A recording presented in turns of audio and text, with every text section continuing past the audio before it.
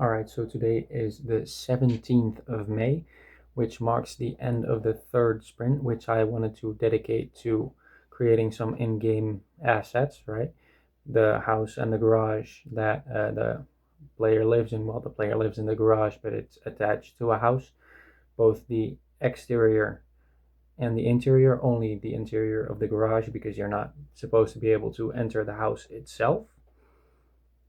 I also wanted to create an animation for sitting down at your desk and making a HUD element pop up as you sit down. Now, I didn't entirely finish this, but I'll get into that in a second. So let's take a look. All right, so for once, we are not looking at the Unity environment here. We are looking at Blender. And as I said, I didn't get as much done as I initially hoped to, because this does not look like a finished house, and it doesn't even have a garage attached to it. So my plan was earlier this week to sit down and work on the exterior of both the house and the garage, and I didn't know how to. It was quite difficult for me. I figured out that I needed to do it in Blender, so then I downloaded Blender, I opened it up, and I didn't get it. I didn't understand it at first, which is logical. It's a very complex program. I still don't fucking understand it. So, well, this is what I eventually ended up with after some YouTube tutorials, after some experimenting myself. And this is not nearly what I wanted to get done, and it doesn't have an interior either. The house itself wasn't supposed to have an interior either way. So I didn't get as much done as I would have hoped to. But what I did do is I worked on the lore for the game a little bit. If we are going to look at the Trello board, I worked on the lore. You know, somebody used to live in the house with the garage before our protagonist finds it in the game. Who are they? Why don't they live there anymore? Why did they abandon the house, etc. Then I also created a ground map for the entire playable area, basically, which I'll show you in just a second. I also noticed that I gave this the wrong color, so let me just quickly change that, just like that. So the ground map, but this is basically what the map is going to look like. You have the spawn in the at the left here. This is a little side street of this main street looking street here, with Greg's tech store here. It will become apparent later what some of the extra areas here are. Some are mission oriented, some are just small details. And then here you have the home base. This right here is the house with the garage next to it. The entrance for the garage is right here in this alleyway. Then these dotted lines that I put on the sides of these streets are roadblocks or other reasons that you can't walk further. You can look further into the street, but you can't walk there. Otherwise, it would the scope of the game would just become massive if it's an open world type of game.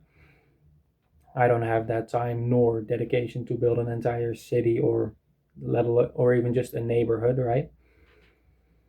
And then you have a small little park that you can go to here, and a coffee shop that's attached to a mission.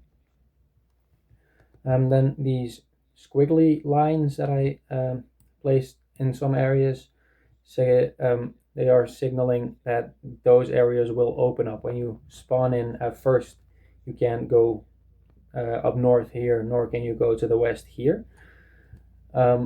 But as you progress through the game, unlock missions, you unlock these other areas, right? So most of the map is for one single mission, which is arguably one of the most important missions in the game. It's where you visit a server room by Varian, which is located in sort of a cul-de-sac type neighborhood. I'm taking a lot of inspiration from how I want the world to look from the city of Dublin in Ireland. and I spent quite a while there, and I rented a room in a cul-de-sac type area, so I wanted to make it look a little bit like that, except it's got this huge concrete block with servers right at the end of it. And you over here, you can't really walk to it. I might make you able to walk to a statue of the antagonist, Silas Kane. And then right here you have the central, what's going to be the central business district. It's just going to be background buildings, and you have Varian right there, smack in the middle of the central business district, the company that's basically the evil power in this fictional world. You got a huge park that you need to either walk around or walk right through. I'm not going to be disclosing too much of the details yet. I'm not going to bore you with that, but that's basically the idea of the map. I might expand it a little bit as I go along, but this is the first prototype. So that leaves me with the goal for the next sprint, and also why I called this video the sprint review for sprint 2.5. Basically what I have decided to do, because I didn't even get half the work done that I wanted to get done, I'm going to extend this sprint 3 by another 2 weeks. So I'm not going to make it a separate sprint 4 and just move all the goals forward, because the goals stay the same. I'm just going to extend this sprint, and I'll come right back to you in about 2 weeks. Thank you for watching. If you are interested in keeping up a little bit more with the progress, I suggest you look at my YouTube shorts or the TikTok link in my description. If you want to view the Trello board for yourself, see what I'm working on, see what I've done so far, you can visit that link in my description as well. Thank you very much, and I'll see you again in 2 weeks.